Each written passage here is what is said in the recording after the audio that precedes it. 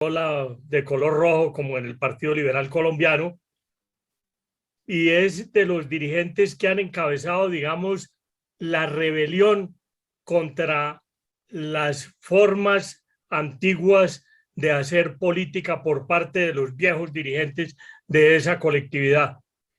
Como historiador, Eduardo ha sido un hombre que ha estudiado muchísimo la guerra de la Triple Alianza, esa guerra en donde el Paraguay luchó en condiciones tan desfavorables contra la unión de Brasil, Uruguay y Argentina.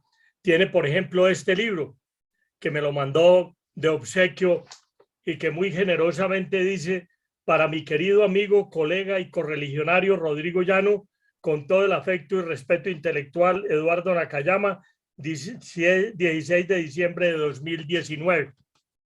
Pero también es profesor universitario, dicta ciencias políticas en la Universidad Nacional de Asunción y es un hombre de empresa. Es un hombre muy vinculado a los seguros, tiene una empresa de seguros, pertenece a varias asociaciones mundiales de aseguradores, es compañero de nuestro también compañero Carlos Alberto Cadena en ese mundo de los seguros, y hoy nos va a hablar sobre las cataratas de Iguazú y su implicación que tiene en la geopolítica paraguaya y en esa triple frontera que es tan activa y de la cual él nos comentaba hace un tiempo. Ahora, fuera de cámaras, le habíamos presentado nuestras condolencias a Eduardo porque el fiscal antimafia de su país haya sido asesinado en Cartagena, seguramente seguido desde allá por las gentes oscuras que buscaban su muerte. Los dejo entonces con este gran empresario, historiador, profesor, político que es Eduardo Nakayama. Eduardo, tienes la palabra.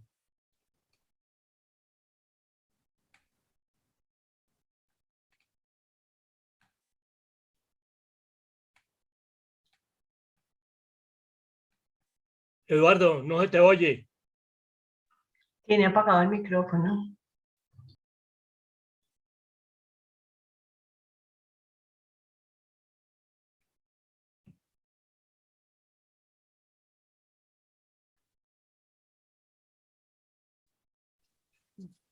¿Qué tal ahí? ¿Me oyen? Sí, señor, perfecto. Bueno, perfecto. Muchísimas gracias, Rodrigo, por la presentación. También acá uno de los participantes, por supuesto a los organizadores de la Fundación Festival Internacional de Historia, a los amigos que nos están viendo desde Colombia y también desde Paraguay y de otros puntos del orbe. Para mí me complace estar compartiendo con ustedes esta tarde de historia, donde vamos a estar hablando de un punto geográfico y geopolítico muy importante, como son las cataratas del Iguazú y la zona de la Triple Frontera. Recibo también de paso el afecto y los pésames en nombre del pueblo paraguayo de parte de Rodrigo y de parte de ustedes. Hablábamos fuera de cámaras también del terrible desenlace que tuvo el fiscal Marcelo Pecci en tierras colombianas. Él era una persona muy querida y muy respetada por su trabajo aquí en nuestro país. Entonces, vale la pena recordarlo con cariño, recordarlo sobre todo con admiración, porque era una persona como nosotros, que queremos un mundo mejor, que luchaba del lado de los buenos, ¿verdad? Y creo que su muerte, aparte de demostrar la fragilidad de la vida, también implica una enseñanza muy grande desde el punto de vista de que tenemos que dejar un legado. Tenemos que dejar un legado y ese legado creo que se puede dejar de distintas formas, de distintas maneras. Él la dejó cumpliendo sus funciones y ayer lo escuchaba a su padre decir que lo que más le apenaba era que lo mataron por hacer bien su trabajo, ¿verdad? Entonces, nosotros tenemos que tomar el lado bueno de la enseñanza, Lamentablemente, en el pasado, en el presente y en el futuro, Colombia y Paraguay estaremos ligados por distintas cuestiones, ¿verdad? Así como la guerra de la Triple Alianza, como hablábamos con Rodrigo en una oportunidad, también en otros momentos, ahora y seguramente en el futuro, porque compartimos muchas cosas, somos pueblos nobles que también sufrimos de alguna manera el terror y que queremos superar, porque lo único que queremos es la alegría de nuestra gente, ¿verdad? Entonces, por ese lado agradezco mucho, Rodrigo, la mención, la recordación y bueno, ahora a tratar de meternos en lo nuestro, que es hablar de las cataratas del Iguazú, ¿verdad? Es para mí un honor, como decía hace un rato, poder compartir con ustedes esto.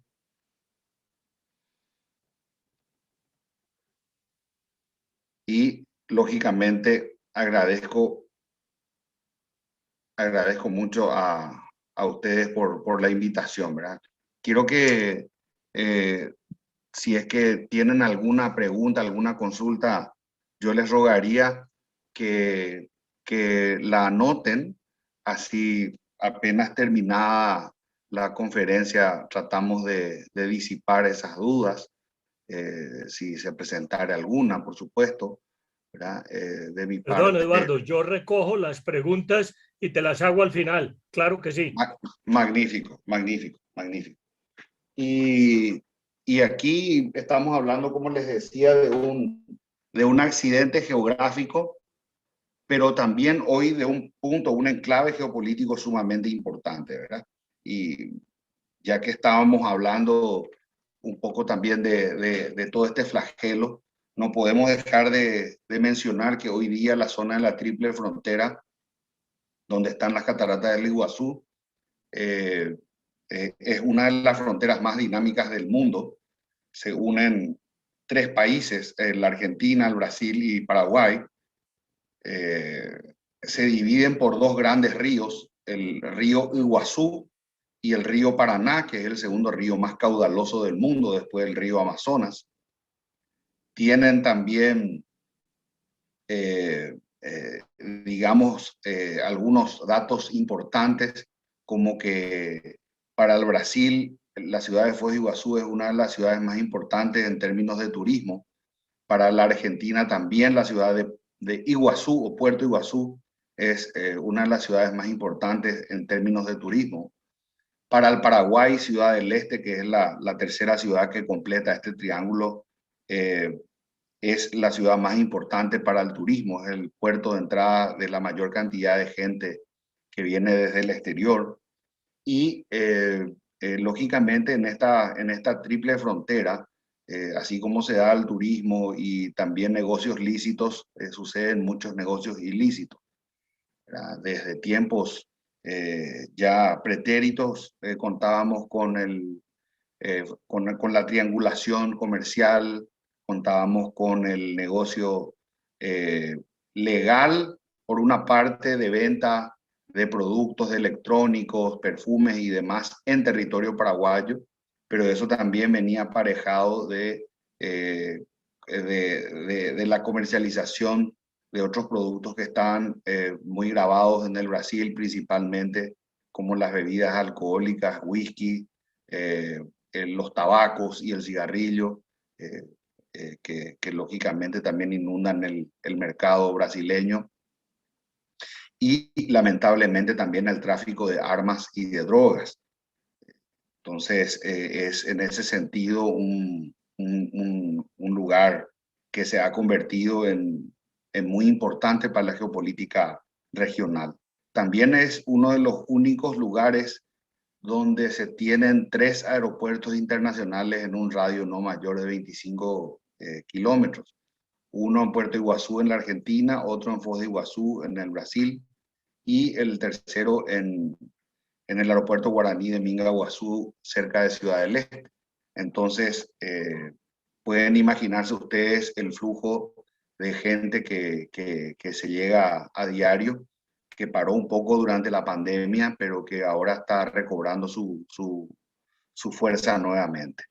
Pero tenemos que empezar un poco más atrás para poder llegar hasta ese punto. Y vamos a trasladarnos al continente europeo, cuando tenemos que recordar que las dos potencias ibéricas, España y Portugal, iniciaban su carrera marítima. Y en este símbolo de Portugal, que es la Rosa dos Ventos, que está en Belém, al lado de Lisboa, vemos un mapa con una pequeña característica que ustedes se habrán dado cuenta, de que el mapa de Sudamérica parece estar levemente inclinado. ¿Por qué figura así este mapa? Tiene su explicación porque de alguna manera lo que querían hacer notar era que lo que afirmaban los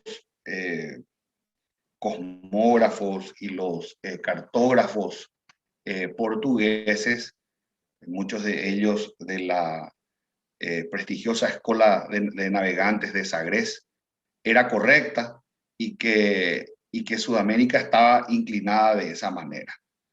¿Cuál es la implicancia jurídica y política que eso tendría en el espacio sudamericano? Pues nada menos que la interpretación del lugar por donde pasaría la línea de Tordesillas, que como ustedes saben fue el tratado firmado entre las dos potencias ibéricas luego de las bulas alejandrinas a los efectos de demarcar el territorio entre las dos potencias. Se hablaba de una línea imaginaria que saliendo del Cabo San Roque atravesaba el territorio sudamericano y que para la mayoría de los cartógrafos y especialistas, incluso los peritos de Badajoz, Elvas, que se juntaron para poder definir este tratado, que también fue el primer tratado moderno desde el punto de vista de que no solo intervinieron diplomáticos y demás, sino también las cortes, sino también especialistas de ambos lados, ¿verdad? Definieron en su mayoría que la línea pasaba en forma recta como vemos. Sin embargo, según la cosmovisión portuguesa, como vimos hace un rato, la línea de Tordesillas, según las interpretaciones de Costa Miranda, de João Teixeira, de Pedro Núñez, de Albernaz, pasaba en este sentido de manera oblicua. Esa implicancia jurídica haría a que, según los españoles, como vemos a la izquierda, el Tratado de Tordesillas pasaba, decía, desde el Cabo San Roque y en el sur por lo que se conoce como el conjunto de la Cananea, que es la divisoria entre los actuales estados brasileños de Paraná y São Paulo. Sin embargo, en el mapa portugués de la derecha, vemos que la línea de Tordesillas incluye al Río de la Plata como dentro de su territorio. Entonces, lógicamente, la primera discusión que se daría entre las coronas sería si ese espacio estaba en territorio español o en territorio portugués. El primer hombre blanco que registró su llegada a las cataratas del Iguazú fue el segundo adelantado del Río de la Plata, don Álvar Núñez Cabeza de Vaca. Como sabemos, Álvar Núñez fue un explorador y aventurero español que luego de haber realizado sus viajes por el Mediterráneo, en Génova y demás, partió con una exploración hacia el Caribe, recorriendo la Florida y parte del actual territorio de los Estados Unidos, y en otra expedición posterior, luego ya de la muerte del primer adelantado, don Pedro de Mendoza, capituló con los reyes de España para poder llegar hasta el Río de la Plata. El recorrido que hizo Álvaro Núñez Cabeza de Vaca fue un recorrido bastante inusual. Aquí vemos algunos de los viajes que hizo Álvaro Núñez, tanto en el Caribe como en Sudamérica. Y vamos a ver que la llegada de Álvaro Núñez se da por la zona norte, perdón, poco al sur del conjunto de la Cananea. La división entre los estados de Paraná y São Paulo no está muy alejada de la división de los estados de Paraná y Santa Catarina, que anteriormente se llamaba Santa Catalina, porque luego de una primera expedición que se realizó en el Río de la Plata, la de Juan Díaz de Solís en el año 1515, uno de los viajeros, Alejo García, de origen portugués, quedó en esa isla de Santa Catalina, que está marcada con una flechita, van a ver ustedes, entre el mar y el continente. Y entonces Álvaro Núñez, Alejo García habría sido uno de los primeros en ver las cataratas del Iguazú, pero sin embargo no quedó registro de eso, ¿verdad? Entonces Álvaro Núñez en 1541, cuando llega, queda en la isla de Santa Catalina e inicia la travesía terrestre para llegar hasta Asunción del Paraguay. Una travesía muy agitada, porque lógicamente tuvo que atravesar aproximadamente 1.200 kilómetros por tierra en una vegetación sumamente densa, que es el bosque atlántico. Tuvo que haber atravesado la zona de las cataratas y sobre todo el río Paraná sin conocer los pasos principales de este caudaloso río, ¿verdad? Hasta llegar a Asunción. Ese mismo trayecto haría posteriormente, debería haber hecho posteriormente el tercer adelantado Diego de Sanabria, quien falleció en la travesía y fue la esposa, doña Mencia Calderón de Sanabria, quien con un conjunto de doncellas y de mujeres y también y de hombres llegarían hasta Asunción también por vía terrestre, siguiendo la misma ruta de Álvaro Núñez Cabeza de Vaca. Bueno, aquí tenemos uno de los mapas del siglo XVI, donde se aprecia, siglo XVI o siglo XVII, donde se aprecia Sudamérica en su conjunto. Vamos a acercar un poquitito y vamos a encontrarnos con una novedad. Que en la zona llamada Río de la Plata tiene como lugar de desembocadura en el Atlántico.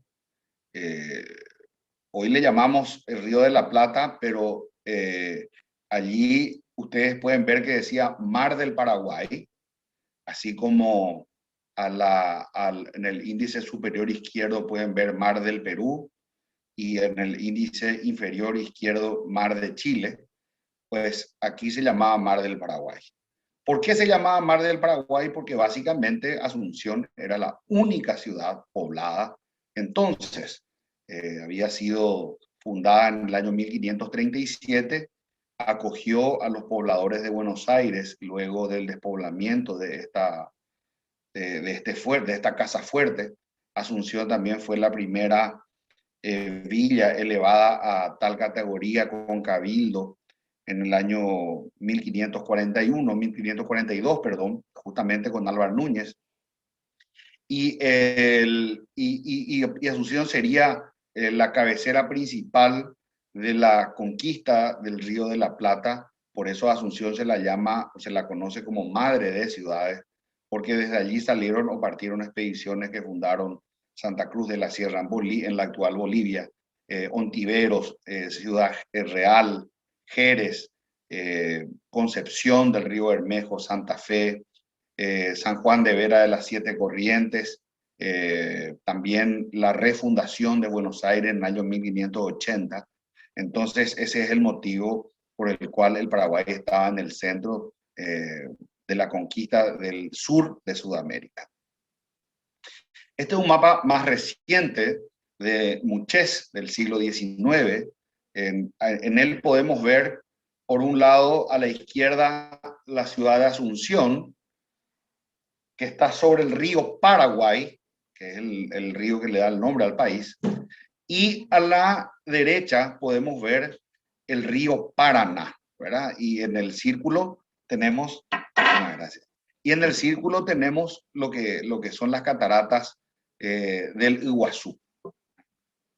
Vamos a acercar un poco más este mapa y vemos que están las zonas de los yerbales, dicen indios, la tierra de tales indios, y vamos a acercar un poco más y vemos que unas antiguas misiones como las de Jesús o Tacurupucú habían sido trasladadas, y en este punto podemos ver que dice salto chute de 55 metros. Que en el mapa de Muchés aparece ya la ubicación. Entonces, desde el punto de vista técnico, podemos decir que las cataratas del Iguazú están en la zona de la triple frontera, pero no en la triple frontera. Es decir, está sobre el río Iguazú, es un accidente geográfico del río Iguazú, que es la frontera o la divisoria entre el Brasil, que está hacia arriba, y la Argentina, que está hacia abajo. Todo lo que vemos a la izquierda de la pantalla, es decir, la margen derecha del Paraná, es lo que es el Paraguay como país. Como sabemos, de 1580 a 1640 tuvimos la unión Ecce Principaliter, que unió las coronas en una, y eso hizo a que el desplazamiento de los portugueses se diese con mayor velocidad y facilidad hacia el oeste, un fenómeno que también se dio lógicamente con todos los demás países frontera con Portugal. Ustedes saben perfectamente que el Brasil, Portugal antes y Brasil después, llegó a tomar territorio español de todos los países sudamericanos, con excepción de Ecuador y Chile, que son los países con los cuales no tiene frontera. Pero con todos los demás países tuvo disputas territoriales que se arreglaron por vía de tratado o por las vías de hecho. En el caso paraguayo, por las vías de hecho, por una guerra, ¿verdad? Y que definieron la frontera. La expansión del Brasil, entonces, se dio a través de las entradas de las bandeiras y de los monzones. Estos se diferenciaban entre sí porque las entradas eran organizadas por la corona portuguesa, las bandeiras por los famosos bandeirantes paulistas, que eran comerciantes de esclavos, y los monzones, que eran exploraciones de las cuencas hídricas.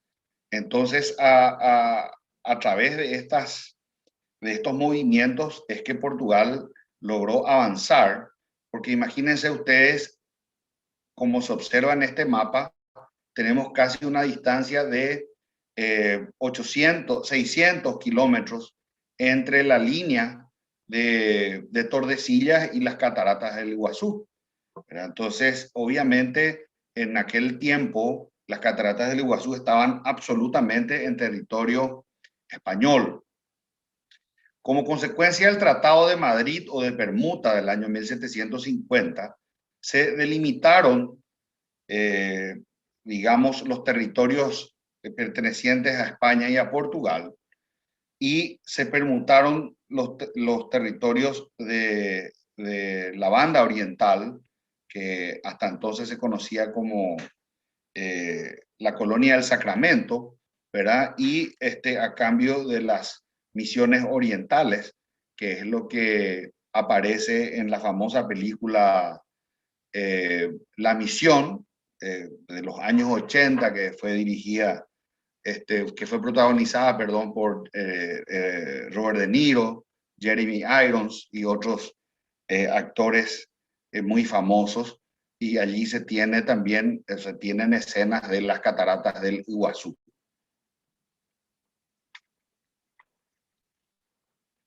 A raíz de este tratado de Madrid o de Permuta del año 1750, tuvimos también una situación en la cual, a raíz de esta guerra guaranítica y también por la cantidad de protestas que se dieron, tuvo que anularse ese tratado por medio del Tratado del Pardo en el año 1769 y posteriormente 67 o 69, y posteriormente se firma otro tratado, que es el Tratado de San Ildefonso, que sería el tratado que estaría vigente al momento de la emancipación de los países sudamericanos. Yo les comento que hoy en Paraguay es el Día de la Patria, porque se recuerda la independencia nacional el 14 y 15 de mayo de 1800. Entonces, volviendo al periodo de demarcación, fueron nombrados como peritos demarcadores el teniente Juan Francisco Aguirre, que dejó unas memorias notables que fueron publicadas recientemente por la Academia Paraguaya de la Historia.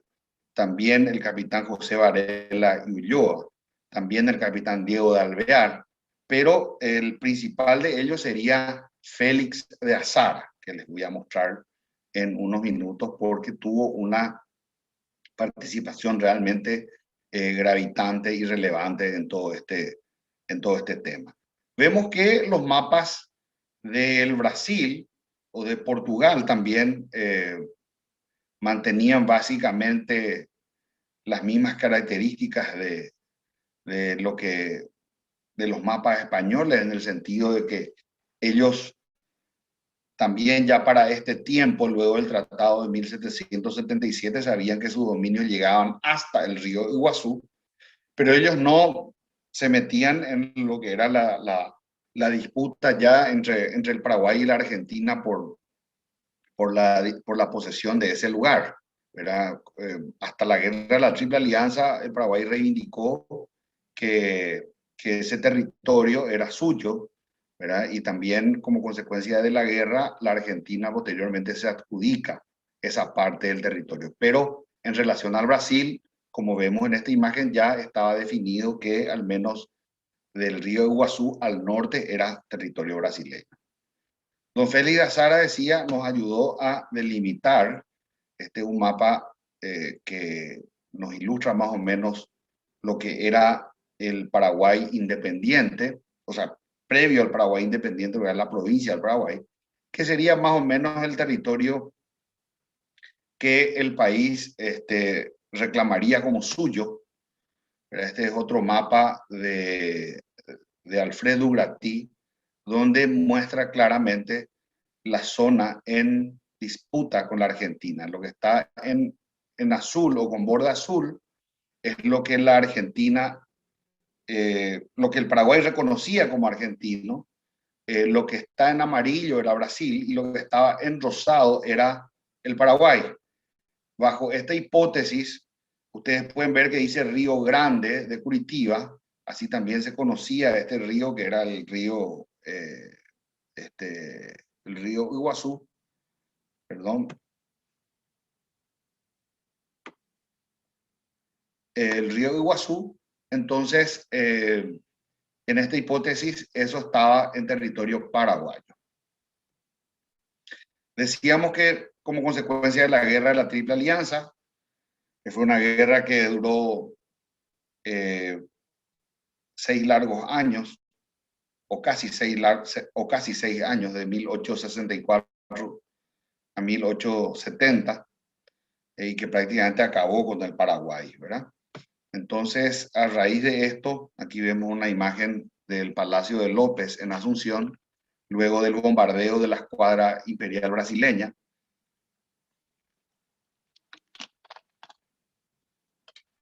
Y vemos cuáles fueron los territorios anexados por el Brasil al norte y por la Argentina al sur. Estos territorios fueron anexados luego de sendos tratados firmados con el Brasil, el tratado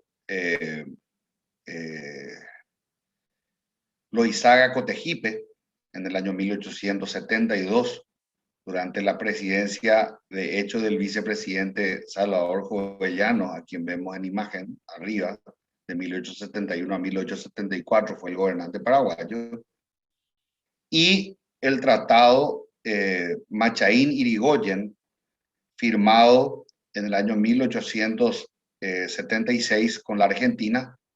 Estaba entonces como presidente quien aparece abajo, que es Juan Bautista Gil, quien fue presidente de 1874 a 1877, cuando se produce su magnicidio. Ya el Paraguay de inicios del siglo XX, vemos el ascenso de los gobiernos liberales, donde el presidente Eduardo Scher encomendó la realización de los primeros estudios sobre el potencial hidroeléctrico de los Saltos del Guairá en el año 1913. ¿Por qué voy a hablar de los Saltos del Guairá?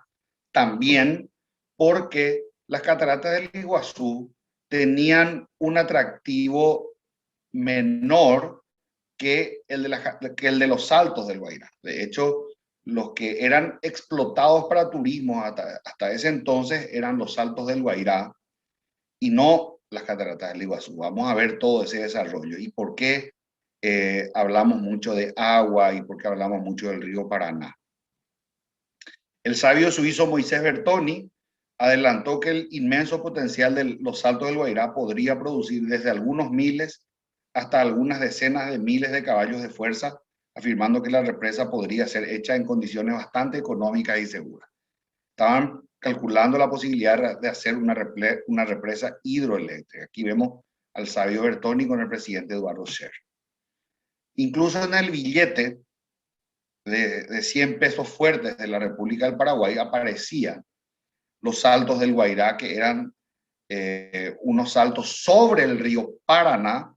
Recordemos que las cataratas del Iguazú son sobre el río Iguazú, que es un río tributario al Paraná, mucho más al sur de donde estaban los Saltos del Guairá, unos 200 kilómetros al sur de los Saltos del Guairá. Portada de la revista de la Sociedad Científica del Paraguay del año 1930, conteniendo el trabajo del ingeniero Mariotti sobre el potencial hídrico de los Saltos del Guairá. También el doctor Andrés Barbero en 1925 decía que del centro del continente sudamericano y especialmente del Paraguay ubérrimo partirán las poderosas corrientes, oscilaciones y ondulaciones electromagnéticas generadoras de energía y de comunicaciones a distancia que beneficiarán a los 4 pueblos de la cuenca del río de la Plata. Este se refería al Brasil, a la Argentina, al Paraguay y al Uruguay. Se firmó el famoso Pacto ABC en el año 1915, porque nosotros tenemos una dinámica muy diferente en el sur de Sudamérica, ¿verdad? Y esa dinámica se da por la preeminencia de 3 países bastante poderosos que son Argentina, Brasil y Chile. Entonces, estos países firmaron el Pacto de No Agresión, Consulta y Arbitraje, que tomó como iniciales las iniciales de los países signatarios, que fueron Argentina, Brasil y Chile. Fomentaron la cooperación externa de manera a contrarrestar la creciente influencia de Estados Unidos en la región, y si bien el acuerdo no fue ratificado por Brasil, tuvo una aplicación práctica en los 3 países hasta la década del 30. Bueno, aquí tenemos el caso de otro presidente del Paraguay, quien también tenía una política de equilibrio entre Argentina y Brasil, lo que se conoce como la doctrina de equilibrio pendular, para que el Paraguay asuma su papel de centralismo subcontinental. De hecho, el Paraguay tuvo 2 ejes de crecimiento geopolítico y demográfico que partieron ambos hacia el río Paraná. Uno al sur, en la frontera con la Argentina, donde llegó a terminar una una vía férrea que lo uniría posteriormente a Buenos Aires, y estaba el proyecto de otro ramal para conectarlo al Brasil en la zona de la triple frontera.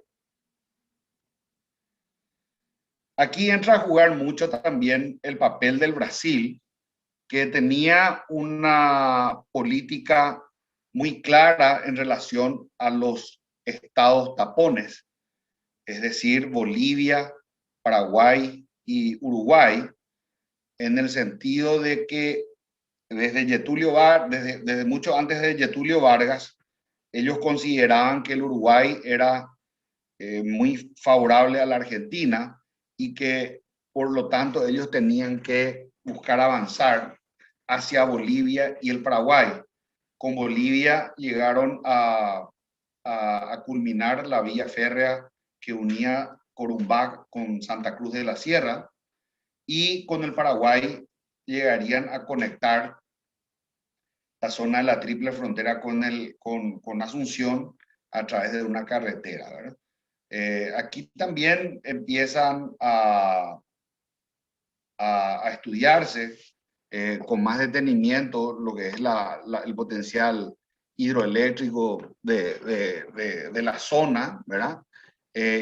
Y también se hacen muchas comparaciones sobre las fuerzas hidráulicas que tiene América, ¿verdad? Y se habla de los saltos. Esta es una publicación francesa donde habla de que en América del Norte se tiene las cataratas del Niágara, que en el sur se tiene las cataratas del Iguazú, de Ñacundaí y de la Guaira, o del Guairá, o los saltos del Guairá que mencionaba hace un rato. Entonces, todo esto ya estaba, digamos, bajo el ojo de la prensa internacional. En el año 1956, siguiendo adelante su política, el Brasil favorece la construcción de la ruta que uniría Asunción con el río Paraná, con financiamiento del Banco de Brasil. Entonces, esto se culmina. Y esta es una imagen donde muestra claramente cómo se forma esta cuenca, que es la cuenca hídrica más importante del sur. O sea, dos de las mayores cuencas hídricas del mundo están en Sudamérica, ¿verdad? La cuenca del Amazonas al norte y la cuenca del río Paraná al sur, o del río de la Plata, ¿verdad? Aquí podemos ver que toda esta zona es una zona que recibe aguas del lado oeste por parte del deshielo andino, que genera unos riachos que realmente no son muy caudalosos, ¿verdad? Porque solamente deshielo de los Andes no es, digamos, un régimen de lluvias más frecuente, pero sí por el lado del norte y por el lado del este se tiene el famoso Planalto del Brasil, donde la Sierra del Mar hace a que se genere lo que se conoce como un efecto palangana. Entonces el Paraguay está absolutamente inmerso dentro de esta cuenca hídrica, y esto es lo que genera esta abundancia de agua, sobre todo en la zona de la triple frontera.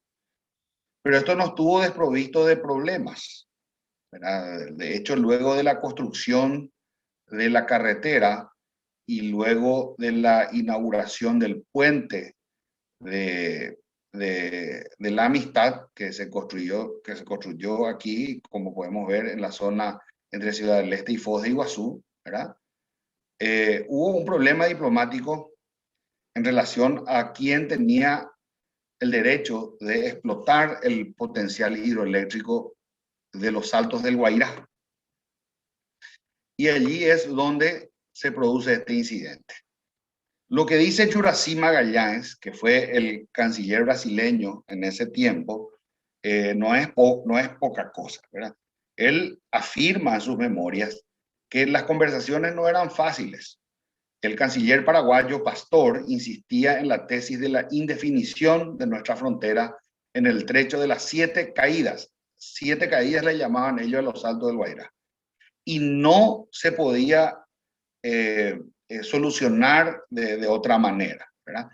Hubo un momento de tensión y de casi ruptura cuando el canciller paraguayo llegó a insinuar, en nombre de un supuesto derecho histórico, que nuestro tratado debía ser revisado.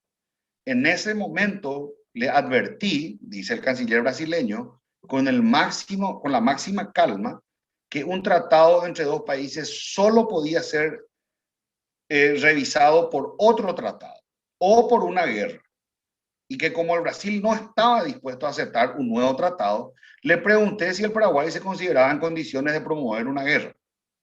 Visiblemente sorprendido y asustado, el canciller paraguayo me preguntó si le estaba haciendo una amenaza y le respondí diciendo que apenas pretendía traer nuestra discusión para una base más realista. Se suspendió el encuentro en ese clima tenso.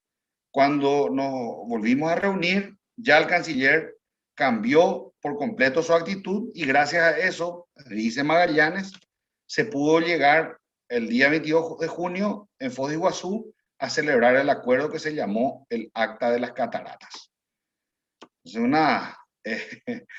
Es casi una diplomacia de las cañoneras, ¿verdad? Pero esa era la realidad. Bueno, aquí vemos las fotografías de la construcción del puente. Este fue en su momento el puente de hormigón armado más grande del mundo. Y aquí vemos a los presidentes de Brasil y de Paraguay, Castelo Branco y Alfredo Stroessner, los dictadores, llegando para la inauguración. Y eso dio pie, el Acta de Foz de Iguazú, a la firma del Tratado de Itaipú. ¿Qué es Itaipú? Itaipú es la mayor hidroeléctrica del mundo. Esa construcción generó un nuevo boom económico, una nueva oligarquía ligada a los llamados varones de Itaipú, un tratado firmado entre dos dictaduras con mucho hermetismo, e Itaipú nace con un gran pasivo ambiental y social, como vamos a ver. Aquí vemos la firma del tratado.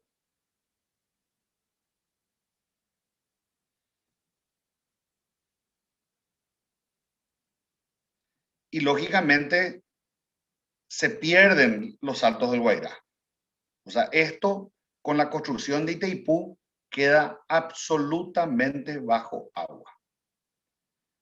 En lo que es el mayor embalse que se tiene, ¿verdad? El lago de Itaipú, y esto quedó sepultado bajo agua. Como ustedes pueden ver, estas imágenes de archivo eran las mayores cataratas del mundo. Tenían un caudal de 13.000 litros, perdón, 13.000 metros cúbicos por segundo. Recuerden el número de 13.000 metros cúbicos por segundo. Otras fotografías de los saltos del Guairá. Vista aérea de la construcción de las obras de la hidroeléctrica Itaipú Binacional. La década del 70. La inauguración de la primera turbina.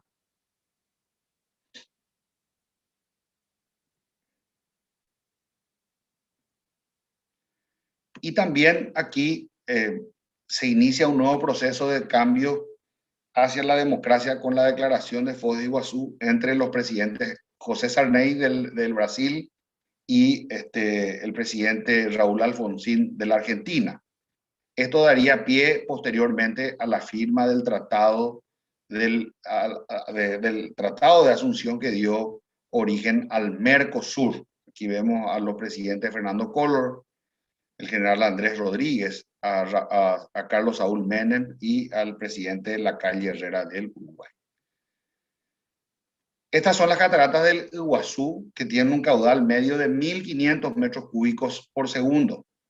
Entonces ustedes pueden hacer una comparación. Las cataratas del Iguazú son una de las maravillas naturales del mundo, pero tenía un caudal de una décima parte de lo que eran los saltos del Guairá, ¿verdad? Para que ustedes se hagan una idea de las comparaciones monstruosas que estamos haciendo, ¿verdad? Estas son las cataratas del Iguazú en tiempos de sequía, que yo quise mostrarles también para que ustedes puedan ver. Y bueno, y esta es una imagen ya con su máximo esplendor, ¿verdad? Realmente es una maravilla. Uno puede llegar desde distintos lugares hasta la zona de las cataratas, ya sea por medio de la Argentina, donde lógicamente uno toma un vuelo, digamos, desde Buenos Aires generalmente hasta Puerto Iguazú. Y Puerto Iguazú es una zona, digamos, de mucho turismo, ¿verdad? Viven prácticamente de eso, ¿verdad? Y bueno, y tenemos también el del lado brasileño, ¿verdad? Que es muy visitado, ¿verdad? Se puede llegar de forma aérea, se puede llegar de forma terrestre, se tienen muchos medios para poder llegar hasta allí. Y bueno, entonces, básicamente era eso lo que quería compartir. Yo les decía hace rato a los colegas que no sabía muy bien qué era lo que podía compartir, lo que iban a querer para que yo comparta, pero espero haber podido de alguna manera disipar algunas dudas y demás. Y por supuesto estoy a la entera disposición de ustedes para ir contestando las preguntas que quieran. Eduardo, muchísimas gracias. Vamos a darle paso a Beatriz Cortázar, que nos va a hacer una presentación sobre el festival. Son 5 minutos y enseguida continuamos con las preguntas que tenemos aquí contigo. Gracias, Eduardo. Le damos paso a Beatriz Cortázar. Muchísimas gracias, Rodrigo. Muchísimas gracias, doctor Eduardo. Qué exposición tan interesante y bueno, qué cantidad de obras, de temas políticos, de temas económicos alrededor de las cataratas y de los saltos que seguramente después de estos comerciales, digámoslo así, pues nos encantará oír todas las respuestas a las diferentes inquietudes. Nosotros desde la Fundación continuamos con este espacio haciendo referencia a las donaciones que pueden hacernos a través del bono solidario para poder continuar en estos programas de difusión de la historia como Tardeando con la Historia. Como lo hemos dicho, se pueden donar en línea y se pueden donar a través de la consignación en la cuenta del festival. También quiero hacer referencia a el libro que contiene las memorias del segundo Festival Internacional de Historia, que conjuntamente con el bono por la suma de 200.000 pesos se puede adquirir de la misma manera que las donaciones.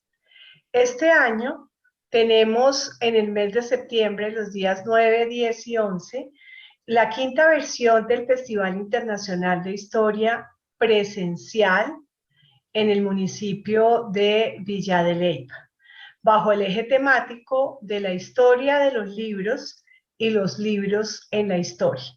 Durante esos 3 días vamos a tener unas conferencias y conversatorios, son 28 conversatorios en los diferentes ejes temáticos, arquitectura y patrimonio. Allí podremos ver, por ejemplo, las restauraciones, las bibliotecas importantes, la arquitectura bibliotecaria. Vamos a tener culturas precolombinas, creencias, biodiversidad y medio ambiente, ciencia y tecnología, civilizaciones y pueblos, grandes personajes, historia de la música, revoluciones y voces y expresiones de la historia. En los próximos programas estaremos ya compartiendo con ustedes la programación en detalle. Reserven sus agendas 9, 10 y 11 de septiembre del 2022 en Villa de Leyva. También tenemos nuestro programa infantil de Tardecitas con la Historia.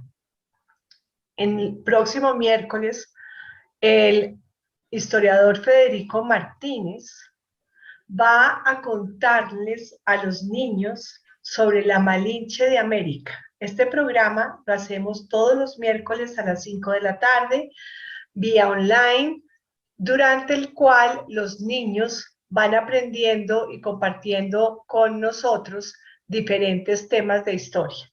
Aquí vamos a conocer esa magnífica historia de la Malinche conducida por Federico Martínez, mexicano, que nos va a entretener toda esa hora.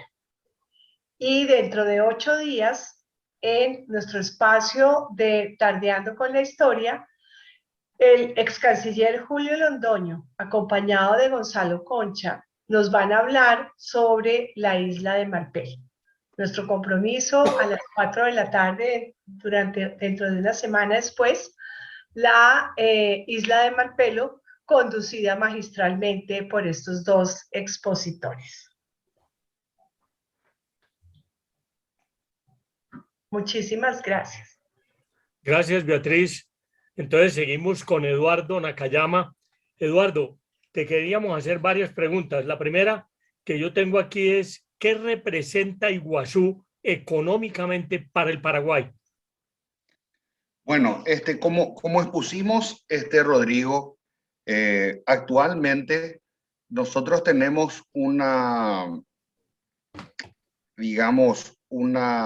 interés indirecto, ¿verdad? Por el tema del turismo regional, ya que las cataratas del Iguazú no están en la frontera misma de Paraguay, ni en territorio paraguayo, sino que están en la divisoria entre Argentina y Brasil, sobre el río Iguazú, que es la frontera. Entonces, sí se encuentra en la región de la Triple Frontera, a escasos 10 o 12 kilómetros de la frontera paraguaya, ¿verdad? Entonces es muy fácil de llegar hasta allí.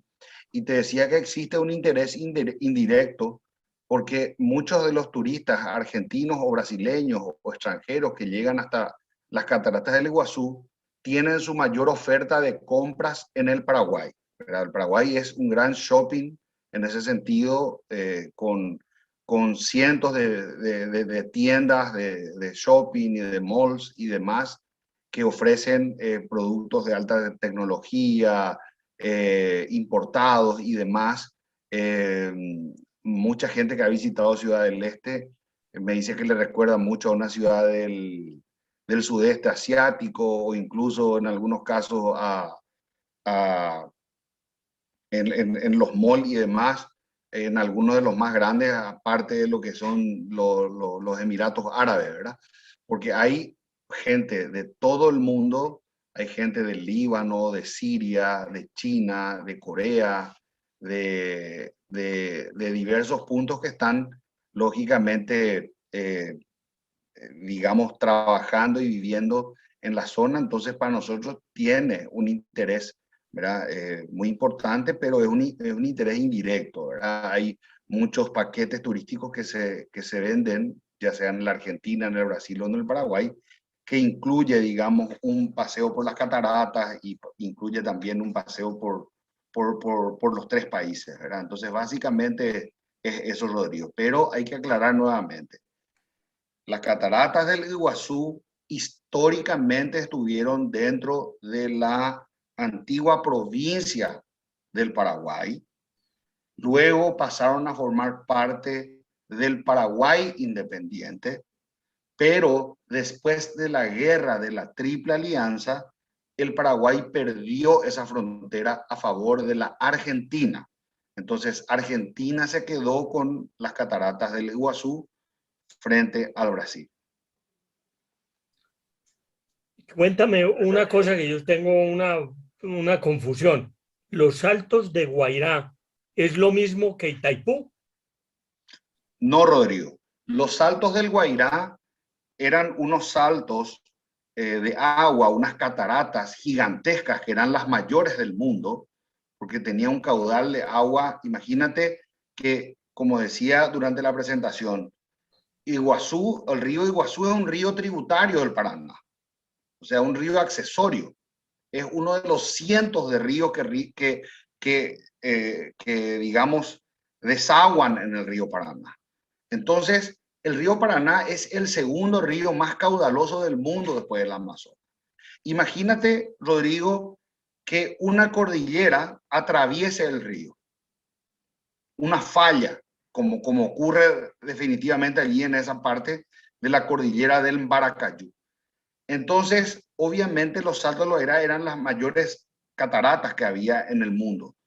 Pero cuando se construye la represa hidroeléctrica de Itaipú, que es un proyecto hidroeléctrico binacional entre Paraguay y Brasil, se crea un embalse artificial que hoy se conoce como lago de Itaipú, y ese lago de Itaipú sepultó las cataratas o los saltos del Guairá, que hoy día ya no se ven, están absolutamente bajo agua, ¿verdad? Entonces, Itaipú queda en una ciudad llamada Hernandarias, al norte de Ciudad del Este, y los saltos del Guairá quedan geográficamente a unos 200 kilómetros aguas arriba de la represa de Itaipú.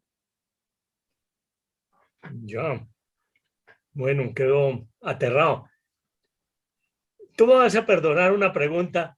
Tú eres político y en tu exposición no mencionaste a una persona que fue parte de la historia del Paraguay, que es el general Alfredo Stroessner. ¿Qué tuvo que ver Stroessner en todos los desarrollos de Itaipú, por ejemplo? Bueno, Alfredo Stroessner, como dictador y como autócrata que era, lógicamente tomaba por su cuenta prácticamente todas las decisiones. El Congreso, de acuerdo a la Constitución de 1967, que fue una constitución que armó él y llamó él, aseguraba a la oposición un número de bancas, pero ese número era insuficiente para hacer frente a cualquier proyecto que presentara el gobierno. Entonces, cuando se presenta el proyecto de Itaipú, hubo voces disonantes, lógicamente, ¿verdad? El Partido Liberal se opuso a varios puntos que consideraba lesivos del Tratado de Itaipú.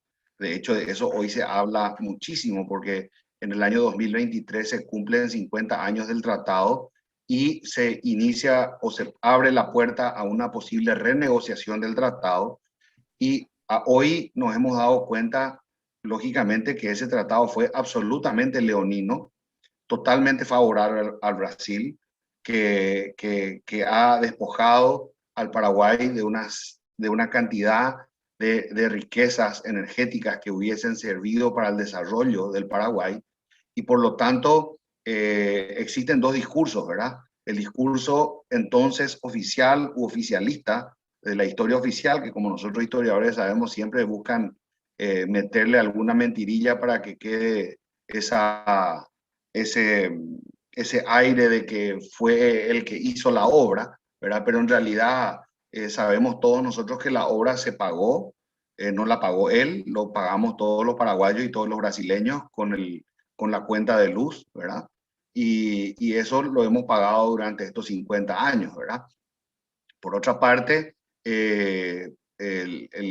la otra corriente dice que absolutamente no se hizo nada, ¿verdad? Y nosotros tenemos que tratar de navegar en el medio, tratando de buscar un poquitito un cierto equilibrio, ¿verdad? Diciendo, se hizo esto, pero se pudo haber hecho mejor aquello, o en esto no podemos volver a equivocarnos para el futuro, ¿verdad? Y en esa situación estamos ahora mismo, ¿verdad? Al Brasil se le vende el excedente energético del Paraguay a un precio irrisorio, congelado prácticamente al año 73, no se utiliza actualización a precio de mercado, es decir, es lo mismo que nosotros en vez de producir energía, produzcamos petróleo y sigamos vendiendo el barril al precio del 73, ¿verdad? Entonces es un absurdo absoluto. Eduardo, una de las estampillas que nos mostraste ahora tenían a dos personajes que tuvieron una gran influencia en América Latina. Por un parte, en Bolivia estaba la foto de Víctor Paz Estenssoro y por la otra estaba la de Getulio Vargas. Cuéntanos algo de esa estampilla y de qué influencia tuvieron estos dos personajes en ese desarrollo. Bueno, la estampilla de Paz Estenssoro básicamente lo que quiso mostrar, a más de Paz Estenssoro, era la culminación de la ferrovía Corumbá-Santa Cruz, ¿verdad? Que demuestra cómo el sueño de Getulio de ir conectando, porque ellos tuvieron escuelas geopolíticas brillantes, los brasileños, ¿verdad? Además de la escuela diplomática de Itamaraty, que sabemos es la más prestigiosa de América Latina, ellos han tenido escuelas geopolíticas con tratadistas brillantes, ¿verdad? Que se han ocupado de buscar, digamos, cómo extender su influencia, en este caso, perdón, hacia el oeste, ¿verdad? Y de esa manera disminuir cualquier influencia de la Argentina, ¿verdad? Con quien estuvo básicamente enfrentado el Brasil hasta la firma hasta la creación del Mercosur. Siendo un poco más conservadores, te diría hasta la firma del acta del Tratado de Foz de Iguazú entre Sarney y Raúl Alfonsín, ¿verdad? Pero hubo siempre una tensión muy fuerte entre Argentina y Brasil, no solo por el fútbol, ¿verdad? Sino que la Argentina, ustedes saben, fue un país sumamente rico, ¿verdad? Hasta hace algunas décadas era un jugador muy importante a nivel mundial incluso, ¿verdad? Y el Brasil que iniciaba, digamos, su crecimiento y que tenía una carrera constante y permanente con la Argentina, ¿verdad? Entonces, dentro de ese juego geopolítico, tres países son fundamentales, ¿verdad? Que son Uruguay, Paraguay y Bolivia. Y como decía en la presentación, Uruguay está muy dentro de la esfera económica de la Argentina. La frontera entre Argentina y Brasil es muy pequeña, ¿verdad? Y el resto de las fronteras están separadas por estos dos países grandes que son Paraguay y Bolivia, ¿verdad? Que separan estas dos potencias. Y bueno, el papel de Getulio Vargas sobre todo fue fundamental en la zona porque él inició lo que se conoció como la Marcha al Oeste, es decir, llevar la cultura brasileña, llevar la radio, la televisión, los servicios, hasta los últimos y más recónditos lugares del Brasil. Y entonces es así que se inicia la ocupación del espacio del oeste con la fundación de una cantidad de ciudades, ¿verdad? Entre ellas Cascabel. Foz de Iguazú ya era una ciudad fundada a fines del siglo XIX, pero era una ciudad, un pueblo, un villorio al cual se accedía con mucha dificultad, generalmente por vía fluvial, y que no tenía mucho desarrollo más allá de los yerbales donde estaban empleados nuevamente los paraguayos, ¿verdad? Entonces, a partir de esta movida al oeste que hace Getulio Vargas y de la marcha al este que hace el Paraguay, con ayuda del Brasil, para poder encontrarse en el río Paraná por medio del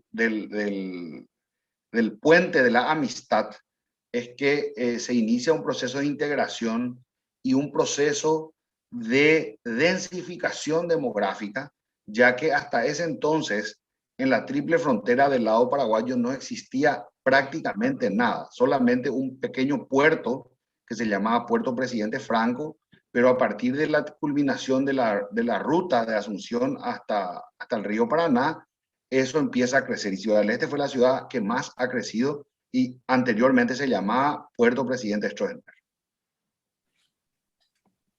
Gracias, Eduardo. Pero cuéntame nada. Te voy a dar una pregunta un poquito salida de, pero es que recordando a Getúlio Vargas, él se suicida cuando un político brasileño, Carlos algo, se me olvidó el apellido, coge las emisoras de radio que le habían prohibido cogerle radio porque era un tipo incendiario y cogía la radio y tumbaba al que fuera y tumbó a Getúlio, casi que lo obligó al suicidio. ¿Cómo era que se llamaba ese político? Mira, no recuerdo, Rodrigo. Yo estuve en el Palacio do Catete, que es el palacio, porque saben ustedes que la capital del Brasil fue Río de Janeiro hasta la década del 60 cuando se muda a Brasilia, ¿verdad? Y esa también es parte de la búsqueda de equilibrio geopolítico interno entre Río de Janeiro y São Paulo, ¿verdad? Entonces finalmente se crea una tercera ciudad que es Brasilia, ¿verdad? Pero no tengo en mente ahora mismo, Rodrigo, el nombre el apellido de este Carlos.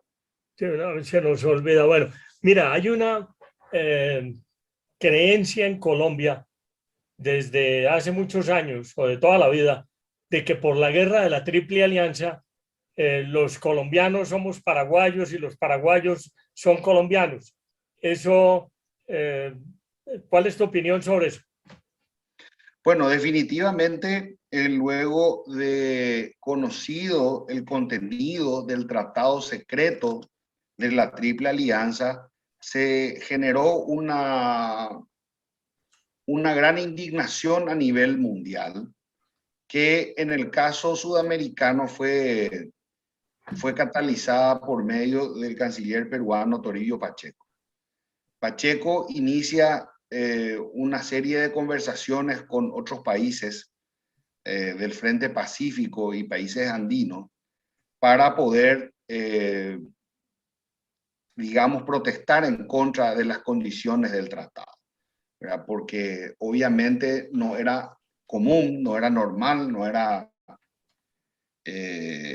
digamos, corriente que las dos principales potencias, en este caso Brasil y Argentina, se unieran junto con una tercera, Uruguay, para luchar contra el Paraguay, ¿verdad? Entonces, cuando se dieron a conocer los términos, la idea que se transmitía era que querían la desaparición del Paraguay y simplemente distribuirse su despojo, ¿verdad? Porque el desmembramiento estaba prácticamente decretado en ese tratado y la independencia del Paraguay solamente garantizada por un plazo de 5 años. Entonces, en ese contexto es que Colombia extiende su brazo fraterno, se solidariza con el Paraguay. Esto se dio a través de una comunicación oficial. El presidente colombiano y el presidente del Congreso de Colombia, ¿verdad? Extendieron una nota al Paraguay en ese entonces, hicieron conocer eso, lo que generó también una protesta por parte de la diplomacia brasileña. El libro más completo que conozco sobre el papel de Colombia en la guerra de la Triple Alianza es el que escribió el colega y diplomático Ricardo Scavone Yegros, que fue embajador paraguayo en Colombia. ¿Verdad? Entonces, el libro de Ricardo es realmente muy completo. A mí me cupo la suerte, el prestigio de poder presentarlo en el Cabildo de Asunción. Y realmente es un libro que recomiendo. No sé qué editorial la tendrá allá en Colombia, pero estoy seguro que en la Embajada del Paraguay le darán alguna información, ¿verdad? La editorial que sacó el libro en Paraguay es la editorial Tiempo de Historia, que creo que tiene también una página web para poder solicitar el libro, ¿verdad? Pero estamos hablando de un libro muy completo donde también separa un poco el mito de la realidad, ¿verdad? De lo que realmente el Congreso decretó, de lo que realmente Colombia hizo. Y nosotros en Paraguay teníamos la principal avenida del Paraguay, de Asunción, era la Avenida Colombia. Hoy día se llama Avenida Mariscal López, pero anteriormente se llamaba Avenida Colombia. Tenemos una calle que se llama Congreso de Colombia de 1870, que es en honor a ese Congreso colombiano que se solidarizó con el Paraguay de posguerra. Entonces, son muchas las cosas que nos unen, mi querido Rodrigo. Gracias, Eduardo. Cuéntame una cosa, ¿los límites fronterizos entre el Paraguay, Argentina y Brasil ya están perfectamente definidos o hay algún resquicio donde se pueda meter un posible conflicto? Posible conflicto ya no creo, Rodrigo, ¿verdad? Hay una parte con la Argentina, porque resulta que el río Pilcomayo es un río que corre en llanura, es decir, es un río estacional que desborda luego del deshielo andino, entonces no tiene un cauce constante, ¿ok? Entonces, si anteriormente la división era el río Pilcomayo, posteriormente se hizo una comisión para definir esos límites y creo que eso ya está casi al 100%. En el caso del Brasil, hay un área que aún falta delimitar entre los departamentos de Lamambay y de Canindeyú con el estado de Mato Grosso do Sul en el Brasil.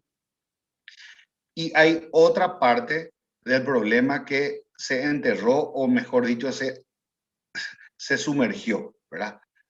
Porque se lo dejó bajo agua, y que es lo relacionado a los Saltos del Guairá. Los Saltos del Guairá se llamaban o conocían por los brasileños como Sete Quedas o Siete Caídas. Entonces existían dos teorías distintas en relación al lugar donde... Un segundito, por favor, Rodrigo.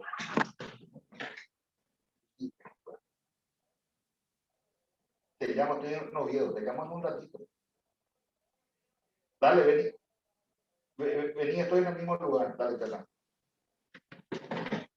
Perdón, Rodrigo.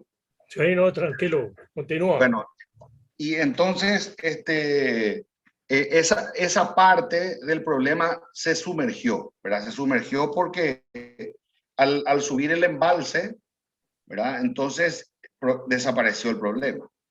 Pero si en algún momento la represa Itaipú deja de existir, el agua va a volver a su cauce normal y el problema de falta de delimitación del límite va a regresar. Te quería hacer una pregunta de tipo personal tuyo. Tú eres ciudadano ilustre de la ciudad de Humaitá. Cuéntanos qué es Humaitá para que nosotros sepamos la importancia de ese honor que te hacen allá en el Paraguay. Claro que sí. Bueno, Humaitá era una villa militar donde estaba la iglesia, donde se construyó la iglesia más linda del país, que era la iglesia de San Carlos Borromeo. Y en ese lugar, que también tenía una fortaleza, se desarrolló gran parte de la guerra de la Triple Alianza en esa región.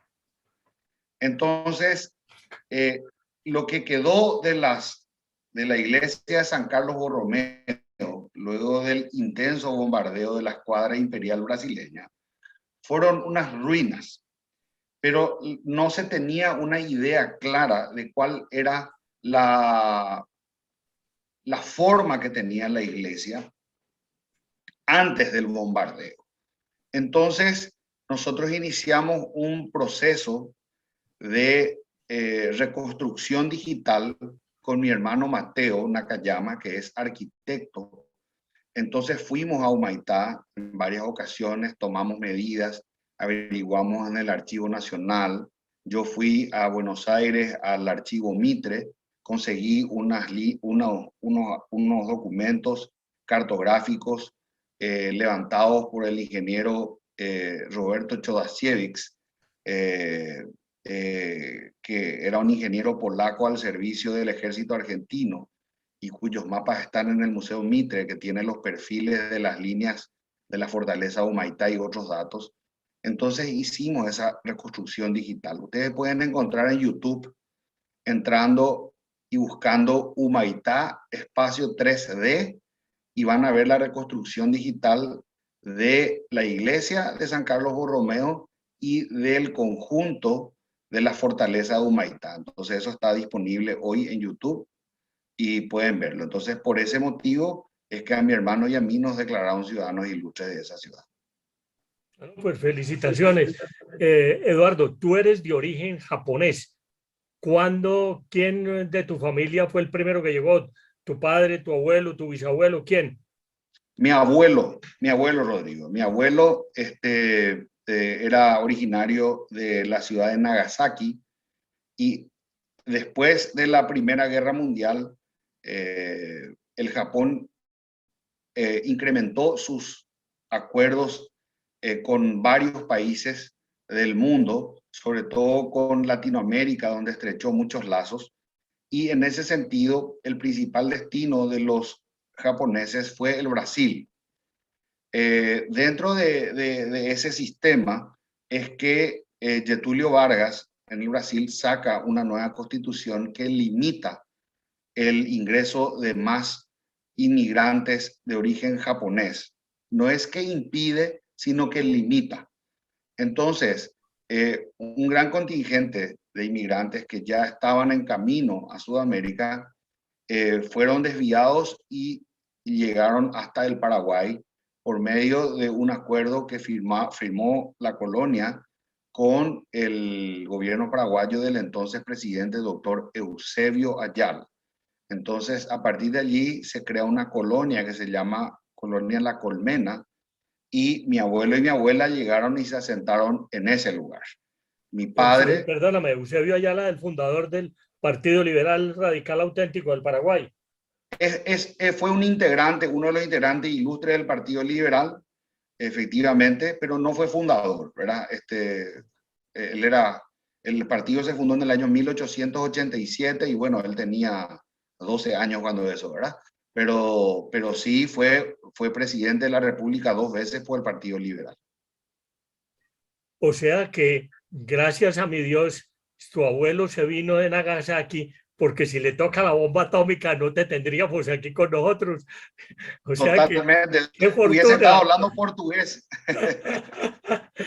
Eduardo, hay otra pregunta que nos hace un amigo, un poco Horacio Perdomo, que nos pregunta, saliéndonos de lo de Iguazú, por tu opinión sobre el doctor Francia, el doctor Rodríguez Francia, y la obra de Augusto Roa Bastos. Y métele un poquito ahí al doctor Rodríguez Francia lo de Bonpland. Bueno, lógicamente, nosotros que hacemos historia desde un punto de vista científico, tratamos de ceñirnos al rigor, ¿verdad? Yo desde hace un tiempo he decidido no leer novelas históricas por el riesgo que implica el mezclar, aunque sea mentalmente, la realidad con la ficción, ¿verdad? Entonces, eso es lo que vengo haciendo desde hace unos 15 años, ¿verdad? Pero antes de eso, lógicamente, me leí muchísimas novelas históricas y no solo eso, sino que fue la puerta de entrada a la historia, ¿verdad? O sea que yo, gracias a que leí novelas históricas, me interesó la historia como ciencia posteriormente y culminé mi masterado en el Brasil, ¿verdad? Entonces, lo que puedo decir de Augusto Roa Bastos es que es un escritor excepcional.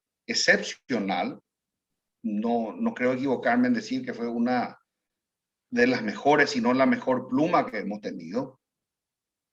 No en vano ha ganado el premio Cervantes, ¿verdad?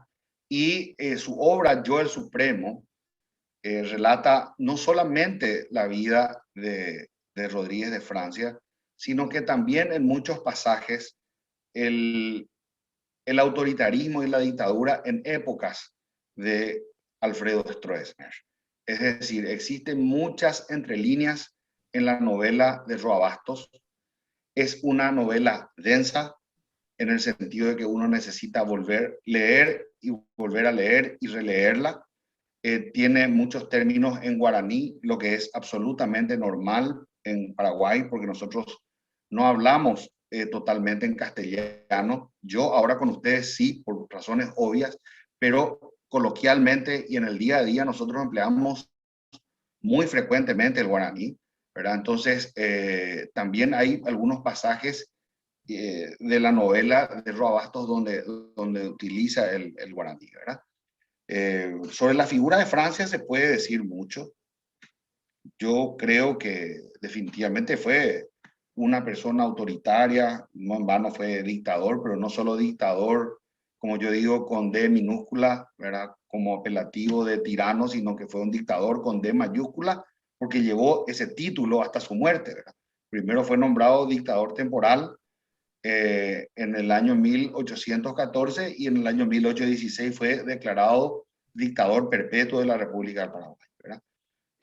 Lógicamente, como todo dictador, cometió arbitrariedades, persiguió a familias ilustres, pero definitivamente fue quien consolidó la independencia paraguaya, ¿verdad?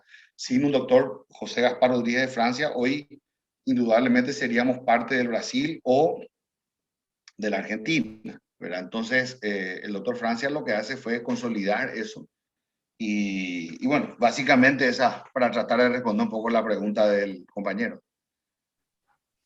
Bueno, Eduardo, hemos llegado ya al final de nuestra charla. Te agradecemos muchísimo tu colaboración, tu participación, que ya van siendo 6:30 de la tarde en Asunción.